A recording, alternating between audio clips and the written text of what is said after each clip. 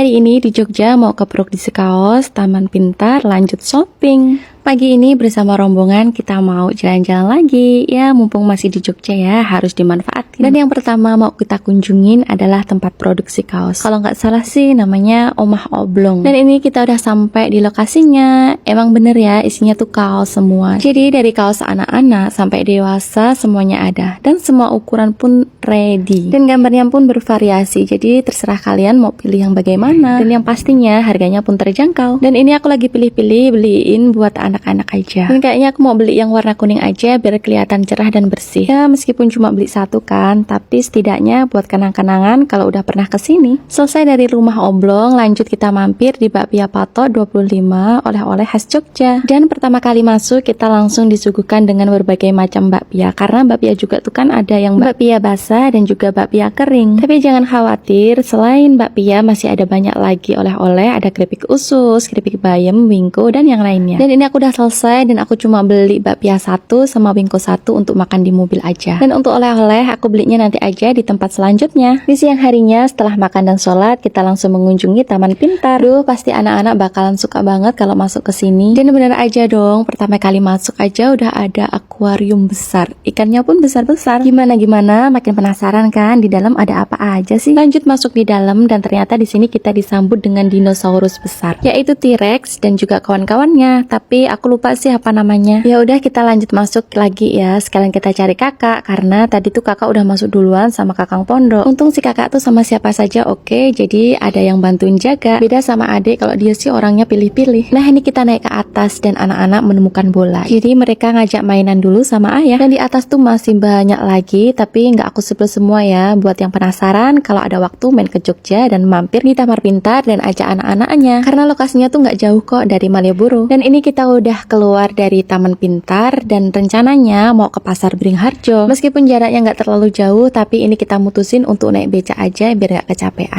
Ternyata setelah kita turun di Malioboro ada tuh orang yang lagi foto pakai baju adat-adat gitu. Dan kita tanya dong bisa nggak foto dan sewa baju tanpa booking dulu. Dan ternyata bisa. Ya udah akhirnya kita foto dan nggak jadi belanja. Setelah foto-foto kita langsung pulang nge-grab, nggak ikut rombongan bis karena kalau nungguin rombongan pasti lama karena masih pada belanja. Dan ini malam harinya kita ke Malioboro lagi melanjutkan misi yang belum terselesaikan. Ya kita belanja di Pasar Beringharjo dan alhamdulillahnya tuh masih buka. Tapi ngomong-ngomong malam ini tuh lebih rame ya daripada malam sebelumnya. Apalagi tadi di titik 0 full banget. Dan ini ada juga Pasar Sore Malioboro, rame banget. Jadi aku nggak masuk dan langsung ke Pasar Beringharjonya. Di sini aku cuma beli daster aja, udah terus pindah ke teras 1 Malioboro.